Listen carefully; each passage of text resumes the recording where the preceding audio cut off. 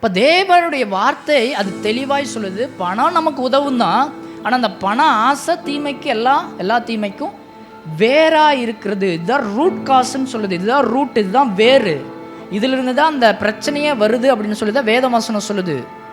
அப்படி அந்த ரூட், அந்த வேறு நமக்குள்ளாக இருக்கும் போது அந்த பிரச்சனை எப்படி தீரும்? அப்போ இந்த ஆசை தானே அந்த பிரச்சனையாக இருக்கிறது.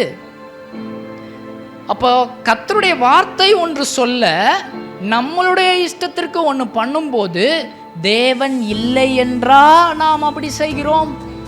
இப்போ ஒவ்வொரு விஷயத்தையும் கர்த்தர் நம்மளுடைய வார்த்தையின் மூலமாக நமக்கு கொடுத்துருக்கிறாருங்க. அவர் எல்லாவற்றையும் வெளிப்படுத்தியிருக்கிறாரு.